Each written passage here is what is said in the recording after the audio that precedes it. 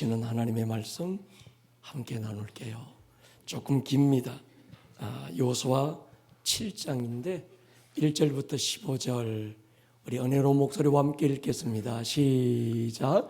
이스라엘 자손들이 온전히 바친 물건으로 말미암아 범죄하였으니 이는 유다 지파 세라의 증손 삽디의 손자 갈미의 아들 아간이 온전히 바친 물건을 가졌음이라.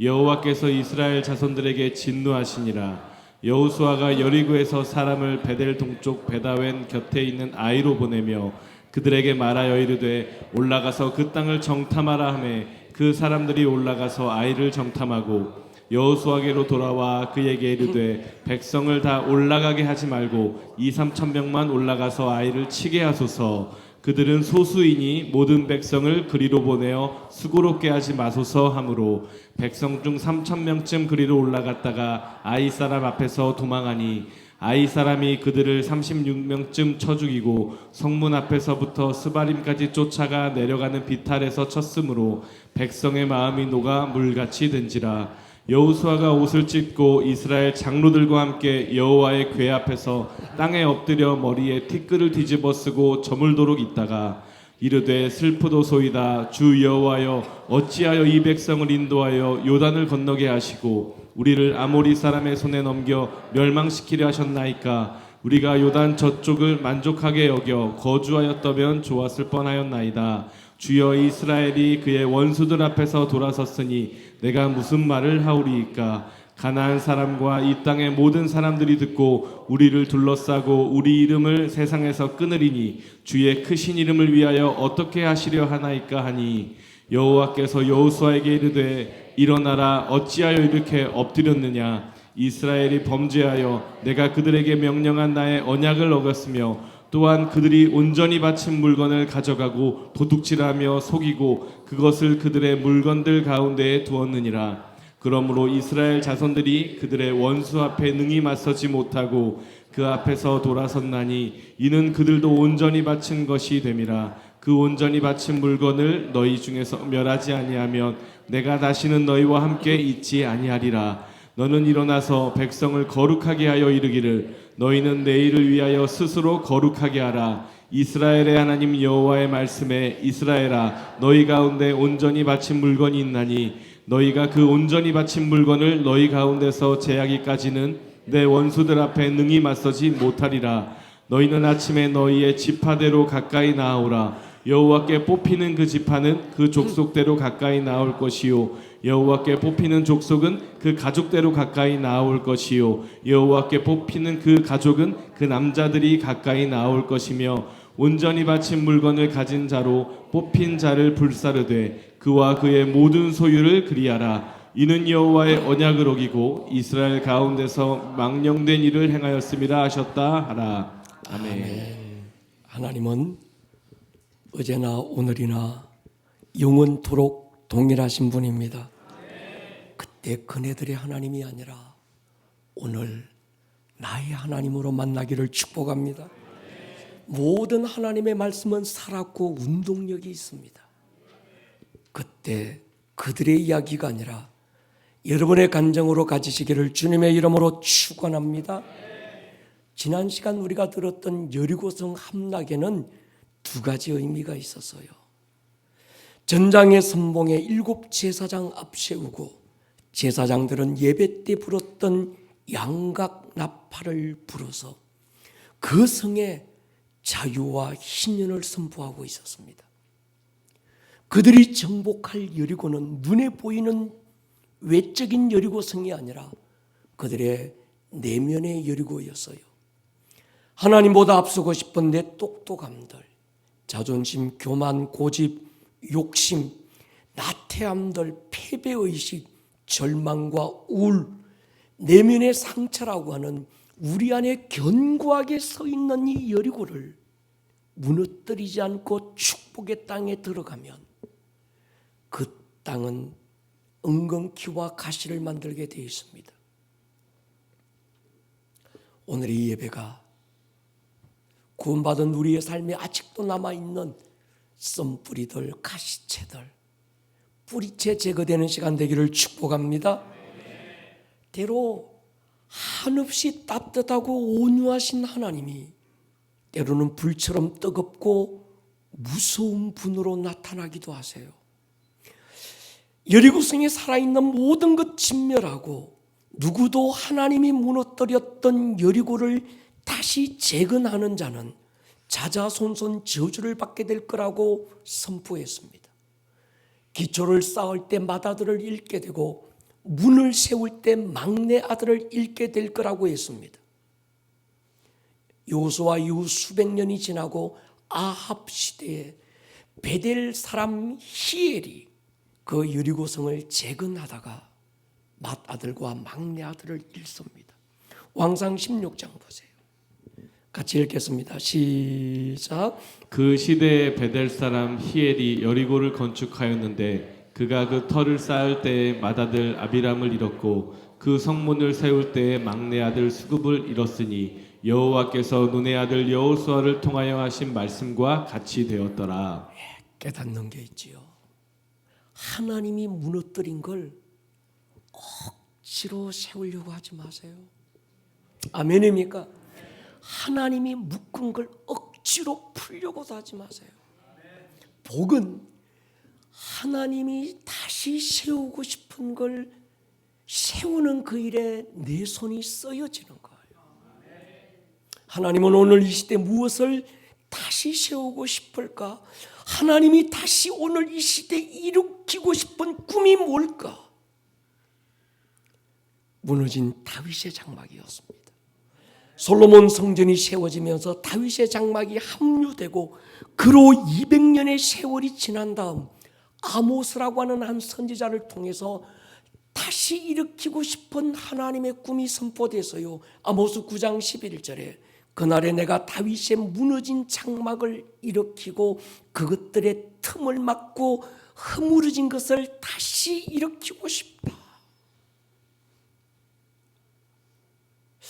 다윗이 죽고 200년의 세월이 지났는데도 하나님은 200년 전 다윗과 함께 나누었던 작은 텐트 안에서의 그 추억을 잊지 못하고 무너졌던 허물어져 버린 다윗의 장막을 내가 다시 지어서 일으키고 싶다.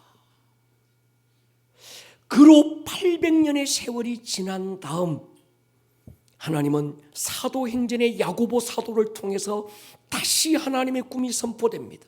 사도행전 15장 보세요. 이후에 내가 돌아와서 다윗의 무너진 장막을 다시 지으며 허물어진 것을 다시 지어 일으키고 싶다. 사도행전 15장의 상황은 이랬습니다. 사도행전 교회의 중심이었던 예루살렘 교회가 혼란과 갈등이 일어났습니다.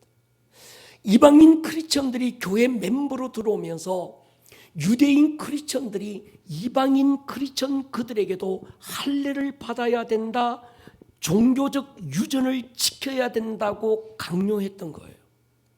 이때 야고보 사도가 성령의 감동이 돼서 하나님이 원하시는 교회는 이런 모습이어야 된다고 선포했는데 그 말씀이 800년 전 아모스가 선포했던 1000년 전 다윗이 정말 그 작은 텐트 안에서 하나님 앞에 예배하며 기뻐 뛰놀았던 다윗의 장막이라는 거예요.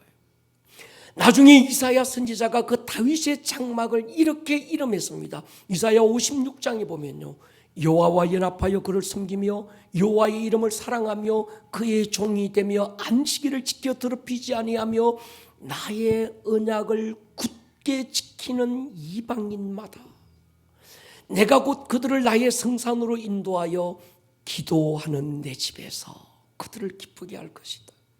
그들의 번제 희생을 나의 제단에서 기꺼이 받게 될 건데 내 집은 만민이 기도하는 집이라 일컬음이 될 것이다. 아모스 선지자가 다시 지어 일으키고 싶었던 하나님의 꿈 다윗의 장막을 이사야는 이방인과 유대인이 하나가 되어 하나님 앞에 나오는 만민이 기도하는 집이라고 이름했습니다.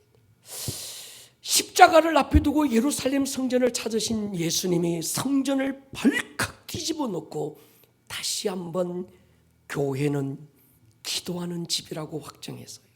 마태복음 21장 보세요. 같이 읽겠습니다. 시작. 예수께서 성전에 들어가사 성전 안에서 매매하는 모든 사람들을 내쫓으시며 돈 바꾸는 사람들의 상과 비둘기 파는 사람들의 의자를 둘러 엎으시고 그들에게 이르시되 기록된 바 내 집은 기도하는 집이라 일컬음을 받으리라 하였거늘 너희는 강도의 소굴을 만드는도다 하시니라.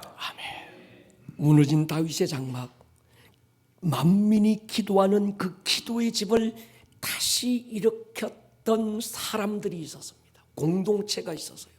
바로 18세기 초 모라비안들이 그들입니다. 체코와 슬로바키아에서 가톨릭의 종교적 박해를 피해 떠돌던 난민들이 독일의 진젠돌프 백작을 만나서 그의 영지에서 공동체를 이룹니다. 그리고 그곳에서 100년간 하루 24시간 100년을 멈추지 않는 예배와 기도를 드립니다. 그들 모라비안들을 통해서 세계 선교의 길이 열렸습니다. 그들 모라비안들이 20세기 초 세계적인 붕의 불씨가 되었습니다. 여러분, 우리 교회는 주님이 오늘 이 시대에 일으키고 싶었던 교회의 모습이 여기서 무슨 프로그램을 하고 여기서 대단한 뭘 하고 그게 아니라 만민이 기도하는 집이 되기를 원하시고 오늘 이 시대도 하나님은 무너진 다윗의 장막을 다시 일으키고 싶은 주님의 소원을 알아서 우리는 다윗의 장막을 다시 일으키는 교회가 될 것입니다. 그 소원에 따라 송도의 헤이븐 처치가 시작이 되는 거예요. 거기서는 국제 기도의 집으로서 영으로 하나님 앞에 매일 예배와 기도의 향연이 올라가게 될 것입니다. 여러분, 하나님이 지어 다시 일으키고 싶은 그 일에 우리의 손이 쓰여지는 것이 복입니다. 오늘은 아이성 전투를 통해서 우리에게 말씀하시는 주님의 음성을 나누어 보십시다. 여호수아와 이스라엘은 난공불락 여리고를 함락하고 그 성체를 몰아서 곧바로 서쪽 16km 떨어진 아이성을 정복하기 위해서 멈추지 않고 진군합니다. 여리고는 해저 200m 아래에 있고 아이성은 해발 600m 산지에 있는 성이었어요. 12,000명의 크지 않는 어떤 그 성이었습니다. 여리고에 비하면 아주 작고 약한 성이었어요. 그런데 이 아이성 싸움에서 여호수아와 이스라엘은 처참하게 패배를 경험합니다. 그들은 여리고를 이겼으니 아이성쯤은 식은 죽묵기라 생각하고 우습게 봤습니다. 그래서 모든 군사가 올라갈 필요 있겠는가? 대략 3,000명의 군사가 갔다가 싸우도 넉넉하게 이길 거야 장담하고 갔는데 결과는 패배했고 36명의 전사자를 내고 퇴각하고 말았습니다. 성경은 이 패배의 순간 그들의 상황을 이렇게 표현합니다. 백성의 마음이 물같이 녹아내렸다. 많이 듣던 얘기예요. 이전 그들이 요단강을 건너기도 전에 가나안 땅의 31의 부족 국가들은 홍해를 마른 땅처럼 건너게 하고 여기까지 인도하신 하나님과 여호수아와 그 백성들의 이야기를 듣고 그 땅의 거민들의 마음이 간담이 녹아내렸습니다. 근데 지금은 반대가 됐어요. 이스라엘 백성들의 마음이 물처럼 녹아내리고 있습니다. 여러분, 진정한 위기의 때는 실패의 순간이 아니라 성공의 때임을 기억하셔야 합니다. 저는 지금까지 살아오면서 실패 때문에 무너진 사람보다 성공의 순간에 무너지는 사람들을 너무 많이 보았습니다. 실패를 관리하는 지식보다 중요한 건 성공을 관리하는 지혜인 거예요. 성공하는 법만 가르치면 안 됩니다. 성공을 관리하는 지혜가 필요합니다. 성공을 유지하기가 참 어려운 것 같아요. 뭔가 반짝했는데 그걸 유지하는 게 안 되는 것 같아요. 마치 안개처럼 사라지는 그 성공의 순간들을 보면 왜 저럴까? 한 가지입니다. 성공이 가져다 주는 교만을 못 이긴 거예요. 우리 아이들에게 잘 달리는 법도 가르쳐 주셔야 되지만 잘 넘어지는 법도 배워주셔야 합니다. 1등 하라고만 얘기하지 마시고 2등 하는 법도 가르쳐 주셔야 돼요. 1등 하는 애들은요, 2등만 해도 세상이 무너지는 것 같아요. 저는 학교에서 공부할 때 늘 뒤에서 몇 등이었어요. 그러니까 한 등 더 떨어지나 마나 아무 그게 제게 개의치 않았습니다. 그게 그거였어요. 누구라도 넘어지는 겁니다. 잘 들리는 법만 가르쳐 주지 마시고 잘 넘어지는 법, 넘어진 자리에서 다시 일어나는 법을 배워주시기를 축복해요. 오늘의 유대인들을 만든 힘을 후츠파 정신에서 찾는 사람들이 있습니다. 후츠파 히브리어인데 뻔뻔하다, 철면피하다 그런 뜻입니다. 유대인들은요 굉장히 뻔뻔합니다. 철면피 같아요. 이 후츠파의 7가지 정신 중에서 실패학습이라는 게 있습니다.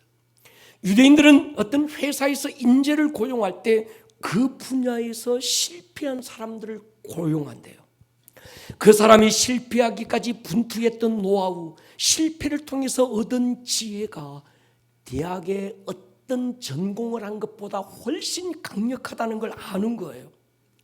세상은 실패가 부끄러움이 되지만 하나님은 실패를 통해서 더 많은 것을 배우게 하시고 마음의 근육을 만드는 분인 줄 믿습니다. 실패가 부끄러운 게 아닙니다. 다시 일어서지 못하는 게 부끄러운 거지요. 근데 대개 보면 여러분 이유 없는 실패가 없는데 실패의 원인을 찾아보면 실패의 자리에 실패의 원인이 있는 것이 아니고 성공의 한복판에 실패의 이유가 있습니다. 아이성의 실패의 원인은 아이성에 있었던 것이 아니라 여리고성 승리의 현장에 있었습니다. 여리고성 전투에서 하나님께서 철저하게 강조하신 하렘이 있어서요. 하렘 하나님의 전쟁인데 하나님의 전쟁은 2가지를 선포합니다. 살아있는 모든 건 진멸해라. 2번째, 그건 하나님께 모든 전리품을 바치라. 이유가 있습니다. 남겨둔 그것이 썬뿌리가 되어서 정말 자자손손 가시채를 만드는 거예요. 목사님 나는요 예수 믿는데요, 하나님의 자녀된데요, 근데 왜 성경의 말씀처럼 내게 하나님의 복이 안 될까요? 이유가 있습니다. 믿기 전 하나님을 모를 때 그때 내 안에 남아있는 것들이 아직도 남아있는 거예요. 그 견고한 성을 우리가 정복하고 무너뜨리지 않으면 두고 자자손손 남겨져 있는 그것들이 우리를 힘들게 하는 거예요. 2번째는 왜 하나님께 바치라고 하는가 하면요, 여리고는 가나안의 첫 열매였던 거예요. 그래서 여리고성 외의 모든 성들은 그들의 부족대로 전리품을 나누게 하지만 첫 열매인 여리고성은 하나님께 온전히 바치라는 거였습니다. 아간이라고 하는 한 사람이 여리고성에서 빼앗은 보물을 욕심내고 몇 가지를 숨긴 것이 화근이 되었습니다. 신할산의 아름다운 외투 한 벌, 은과 금. 신할산의 아름다운 외투는 일반 사람들이 입는 옷이 아닙니다. 고대 바벨론에서 생산됐는데 세상에서 찾아보기 어려운 보석들로 치장된 화려한 외투였습니다. 아마 제 생각인데 여리고성의 왕이 입었을 가능성이 큽니다. 하나님의 것에 손을 댔던 장본인은 이스라엘 최고의 명문가 유다 지파의 아간이라는 사람이었습니다. 1절 보세요. 이스라엘 자손들이 온전히 바친 물건으로 말미암아 범죄했으니 이는 유다 지파 세라의 정손, 거기까지 올라가는 거예요. 삽디의 손자 갈미의 아들 아간이라는 거예요. 여러분, 아간의 아버지 갈미는 야곱의 장자 루벤의 아들이었습니다. 아간은 야곱 가문의 장손이어서요, 나중에 불태우는 아간의 재산을 보면 아간이 가난한 사람이 아니었습니다. 24절에 보면 소도 많았고 양도 많았고 나귀들이 적지 않았어요. 아간에게는 가난이 문제가 아니었습니다. 욕심이, 만몬의 영이 눈을 가린 거예요. 하나님은 아간 한 사람의 범죄를 아간이 아니라 공동체 전체에게 물으면서 공동체 전체가 혹독한 값을 치르게 합니다. 이 실패를 통해서 한 사람은 한 사람이 아니라 공동체 안에 한 상호 책임 정신이 있다는 걸 하나님이 일깨워 주시는 거예요. 저는 그렇게 믿습니다. 한 명의 탁월한 리더가 중요하지만 더 중요한 건 공동체 한 사람 한 사람이 서로가 서로에게 가지는 상호 책임 정신이 중요합니다. 아간의 범죄에 대해서 우리가 정죄하지만 사실 탑 리더였던 요수아의 자만과 방심이 훨씬 더 근본적인 문제였습니다. 요수아는 아이성 전투를 앞두고 여리고성과 마찬가지로 2명의 정탐꾼을 보내요. 요수아가 자기가 정탐꾼 출신이라 그런지 여리고성에도 2명, 아이성에도 2명의 정탐꾼을 보냅니다. 거기까지 아무 문제가 되는 게 아니었습니다. 문제는 그 다음이었습니다. 여리고성 전투 때에는 정탐꾼의 보고를 들고 여호수아가 하나님 앞에 나아가요. 그리고 하나님을 독대하고 하나님의 지시를 받았습니다. 근데 지금 아이성 앞에서 정탐꾼의 보고만 듣고 그는 하나님께 엎드리지 않습니다. 그리고 이 전쟁을 결정해요. 3절 보십시오. 여호수아에게로 돌아와 그에게 이르되 백성을 다 올라가게 하지 말고 2,000~3,000명 올라가게 하십시다. 그들은 소수입니다. 모든 백성을 그리로 보내어 수고롭게 하지 마십시오. 쉽게는요, 그들은 우리가 방금 전에 정복하고 무너뜨렸던 여리고성에 비하면 이건 세 발의 피입니다. 이건 식은 죽먹기입니다. 이건 대충 해도 우리가 이길 수 있습니다. 이들의 결정은 그들의 판단과 경험이었습니다. 그들이 의지한 건 어제의 승리였어요. 인간적인 자만이었습니다. 어디에도 하나님을 의지하는 중심이 없습니다. 여호수아는 그들의 말만 듣고 여리고성의 대성의 기쁨과 흥분에 빠진 채 곧바로 아이성을 향해서 달려갔어요. 벗어놓았던 신발 다시 신고 말이죠. 여러분, 아이성 전투에서 패배했던 이유는 숫자가 적어서가 아니었습니다. 상대를 얕잡아 봐서도 아니었습니다. 아이성 전쟁에서 패배한 근본적인 원인은 어제의 승리가 전적 하나님의 은혜였다는 걸 이전돼서 오는 거예요. 가만히 있지 마시고 아멘 하셔야 합니다. 은혜로 산다고 하는 중심을 잃어버리면 모든 것이 죄입니다. 여러분, 그리스도인의 타락은 거짓말하고 도둑질하고 그런 거 아닙니다. 은혜 받은 그리스도인의 타락은, 그리스도인의 죄는 받은 은혜를 잊어버리는 거예요. 어제의 모든 승리가, 어제의 모든 성취가 하나님의 은혜였다는 걸 잊어버리는 것이 죄라는 거예요. 그 은혜를 잊어버리고 나면 오늘은 내 힘, 내 능력이 자꾸 앞서는 거예요.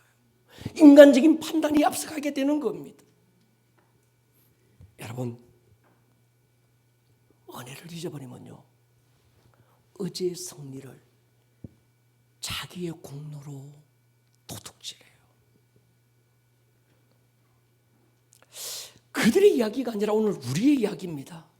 틀림없이 은혜로 얻은 선물인데 내 힘으로 얻은 것처럼 여기고 싶은 얄팍한 본능이 있는 거예요. 내가 가진 모든 것,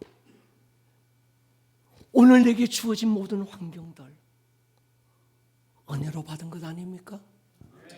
인정하십니까? 그러면 그 마음을 잊어버리지 말아야 합니다. 은혜를 은혜로 여길 줄 아는 은혜가 있기를 축복합니다. 하나님이 가장 미워하는 게 뭘까요? 베푸신 은혜를 망각하는 거예요. 전쟁터 같은 매일의 삶에서 우리가 정말 치열하게 싸워야 될 건 상황이 아닙니다. 여리고도 아니고 아이도 아니었어요. 우리가 정말 치열하게 싸워야 될 건 오늘도 은혜 안에 머무는 싸움인 거예요. 아멘입니까? 여러분, 은혜를 구하기를 바랍니다. 은혜를 의지하시기를 축복합니다. 은혜가 필요 없는 상황이 어디 있고 은혜 없이도 할 수 있는 일이 뭐가 있을까요? 사실 이 전쟁을 시작하기 전 여리고성 전투에서 아간은 이미 범죄했습니다. 결과 아이성에서 하나님의 손은 거두어졌고 원수에게 문이 열려 있었어요. 그런데 여호수아가 은혜를 잊고 나니까 영적 감각이 무뎌져서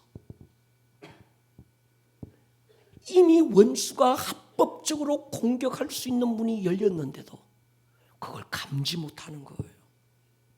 아이성의 정탐꾼 보내고 그들의 보고 들고 하나님 앞에 나와 무릎을 꿇었더라면 아간의 범죄를 하나님은 틀림없이 여호수아에게 알려주었을 거예요. 그랬다면 전쟁에 나가기 전에 아간의 범죄가 드러났을 것이고 회개할 기회를 주고 돌이킬 기회가 있었을 것이고 36명의 전사자는 없었을 것이고 백성들의 사기가 꺾여서 마음이 물처럼 녹아내리는 일은 없었지 않았겠습니까? 여러분, 최고의 리더십은 기도에서 나옵니다. 시간이 더디더라도 충분한 기도가 채워지기를 축복합니다.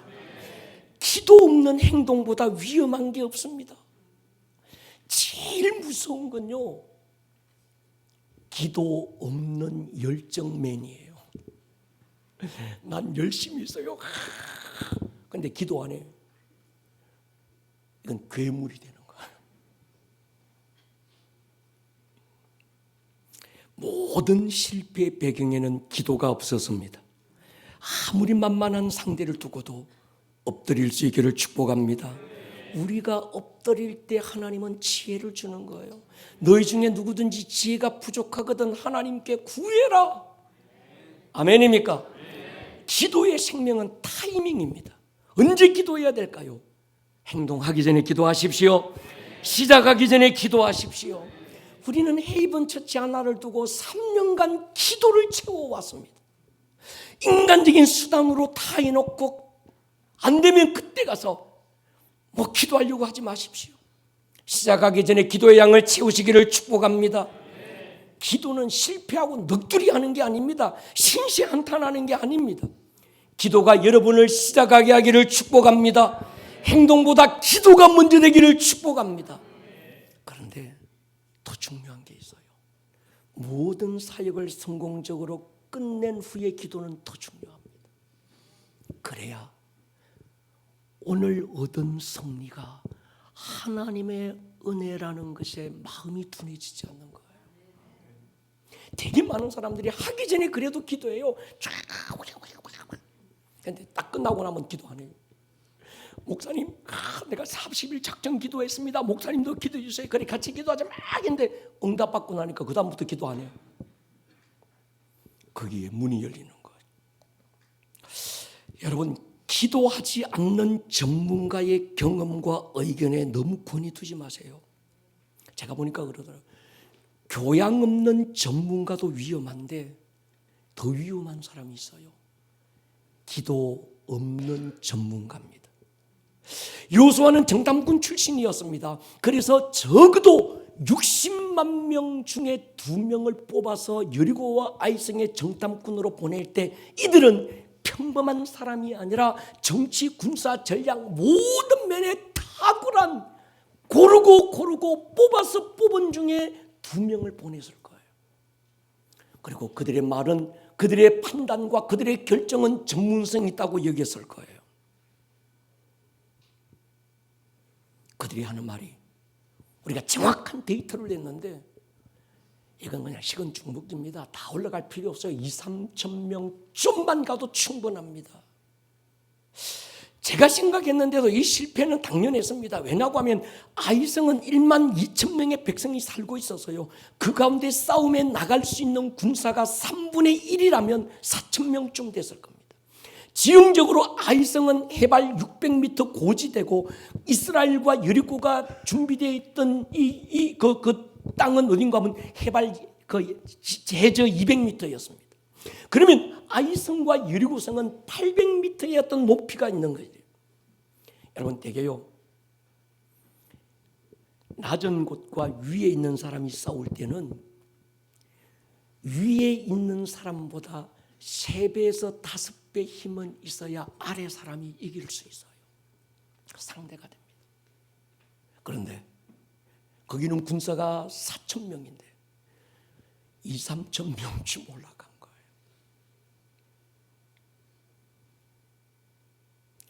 그들은 어제의 승리에 도취돼서 그 승리가 하나님의 은혜였다는 사실을 잊어버렸습니다. 이것이 인간의 미련함입니다. 절박한 상황이 있어 기도할 때는 은혜 아니면 아무것도 할 수 없다고 몸부림치더니 응답받고 해결되고 나니 자세가 달라지는 거예요. 하나님의 은혜는 온데간데 없고 자기 잘났고 능력이 있어 모든 것이 잘된 줄 압니다. 은혜를 잊으면요, 스스로를 과대평가하고 싶은 어리석음이 있어요. 우리 꼬라지가 그러잖아요.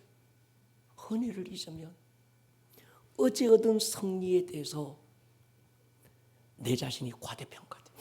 그리고 상대에 대해서 과소평가가 되는 거예요. 그게 망하는 지름길인 줄 모르는 겁니다. 이 일은 38년 전 가데스의 사건을 기억하게 합니다. 10명의 정탐꾼들 가나안 땅을 과대평가하고 부정적 보고를 합니다. 우리는 끝났습니다. 안 됩니다. 도무지 우리 힘으로는 불가능합니다. 그들은 우리보다 훨씬 강하고 우리는 그들 앞에 메뚜기입니다. 부정적인 보고를 해서. 그런데 지금 2명의 정탐꾼은 반대로 긍정의 보고를 하고 있어요. 전혀 반대의 보고를 내놓습니다. 이 전쟁은 식은 죽 먹기입니다. 싸워 보나마나 우리는 이미 이겼습니다. 그때 38년 전 카데스에 했던 어떤 그 10명의 정탐꾼의 이야기를 그대로 쓰는 거예요. 반대로 뒤집어서. 저들은 우리 앞에 메뚜기 같습니다. 여러분, 부정적 사고, 긍정적 마인드가 중요한 게 아닙니다. 사람들이 자꾸요, 부정적인 생각은 사탄으로부터 왔고 마귀가 주는 생각이고 세상이 주는 거고 신앙의 생각이 아니고 긍정적인 사고, 아주 적극적인 마인드가 복음이라고 천만입니다. 성경 어디에 긍정의 마인드를 복음이라고 한 적이 어디 있습니까? 부정이든 긍정이든 하나님이 없다면 그게 불신앙이고 교만인 게지요. 기도 없는 긍정의 신앙이 기도 없는 부정적 사고보다 훨씬 더 위험할 수 있습니다. 할 수 있거든이 무슨 말이냐? 믿는 자에게 능치 못함이 없다, 그런 말 하지 마세요. 내게 능력 주시는 날에서 내가 모든 걸, 여러분 그런 말 하지 마세요. 강하고 담대하라, 두려워 말고 놀라지 마라, 그런 말 하지 마세요.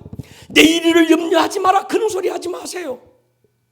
그 말씀에는 전제가 있었어요. 기도와 순종이었습니다. 기도하지 않는 자에게는 내일 일을 네가 염려하라고 해야지요. 하늘에 쌓아둔 것이 없으면 내일 너의 일은 네가 고민하고 네가 책임지고 네가 염려해야 된다고 말해야 복음 아닐까요? 기도 없는데 말씀에 순종이 없으면 두려워 떨으라고 해야 그게 복음이 아닐까요? 근데 우리는요, 자꾸 그것만 생각하는 거예요. 이스라엘이 쓰라린 패배를 경험합니다. 여호수아와 백성들은 깊은 절망에 빠졌어요. 혹시 우리에게 이런 경험은 없습니까? 너무 자신이 있었는데 그런데 이상하게 일이 꼬이고 한데 가진 능력만으로도 충분히 잘할 수 있겠다 싶었는데 어이없이 참패를 당한 경험들. 이제 우리가 파송할 헤이븐 처치는 어떻습니까? 20번째, 너무나도 잘해왔던 이번 20번째 아름다운 동행은 또 어떻습니까? 너무 잘해왔고 잘할 수 있다는 생각이 앞선다면 이번 동행은 실패한 아이성의 전적을 되풀이하게 될 거예요. 천하보다 귀한 한 영혼의 무게가 버거움으로 느껴지지 않는다면, 그래서 기도의 자리를 찾지 않는다면 그때 아간의 실수가 나의 실수가 될 수도 있지 않을까요? 여러분, 이 시즌에 우리가 다시 돌아봐야 될 게 있습니다. 하나님의 은혜를 기억하는 거예요. 할렐루야. 은혜를 은혜로 아는 사람은요, 오늘 작은 것에도 받은 어제의 은혜에 대한 빚진 자의 마음이 있어서 오늘을 대충 살 수 없습니다.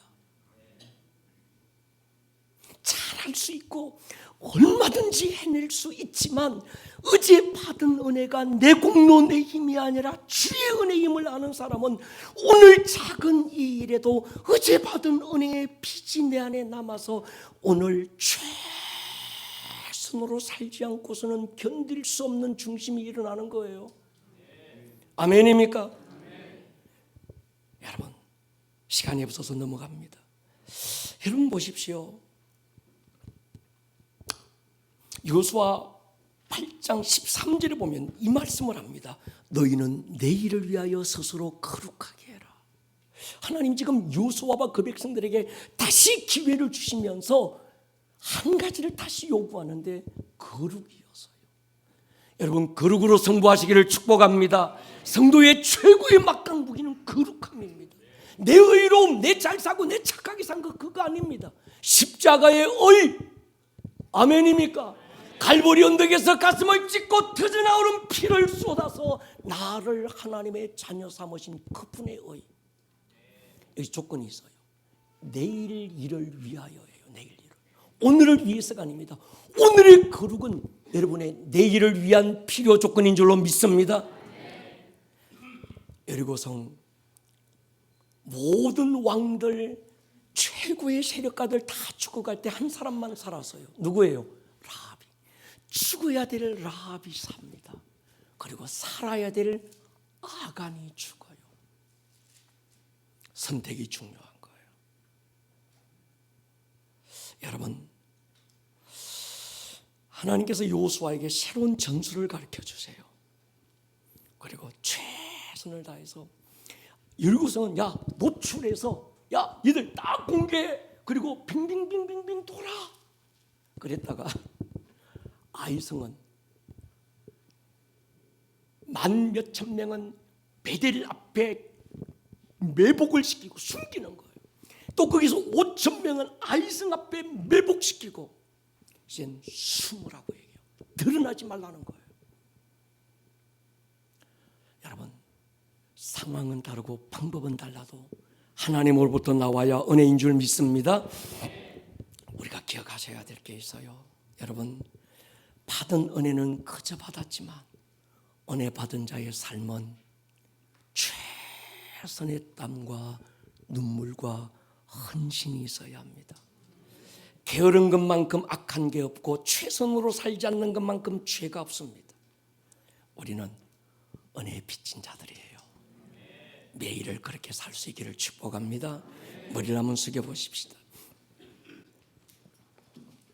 우리 시간, 여러분이 아이성 전투의 실패 앞에서 오늘 우리를 한번 돌아보면 좋겠습니다. 약할 때 강함 대신에 나의 보배가 되신 주, 주님만이 나의 모든 것입니다.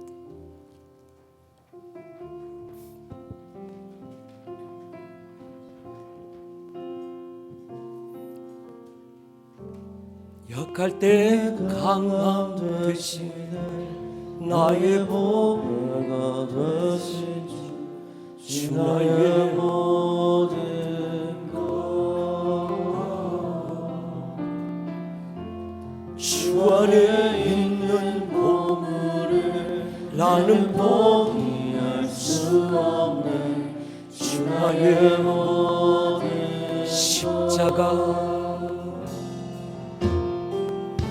십자가 죄사하셨네.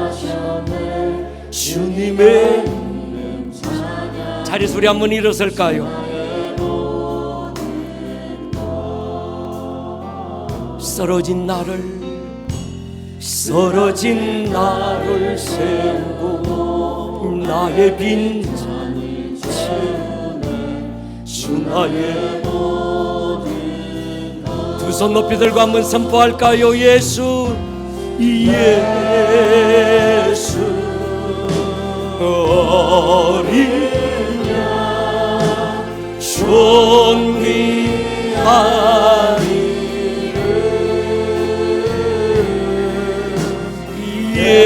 예수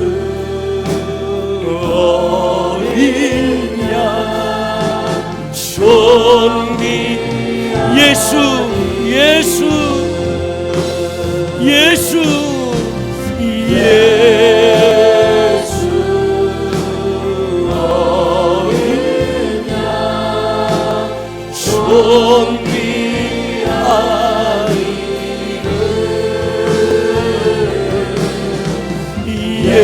예수 어린 양 존귀 깊이 한번 주여 한번 부르고 통성으로 기도합니다. 주여. 오늘 들었던 이 말씀이 듣는 말씀에서 끝나지 않고 여러분들의 삶에 살아내는 말씀으로 생명력 있는 말씀이 될 수 있기를 주님의 이름으로 다시 한번 축복합니다. 온 하늘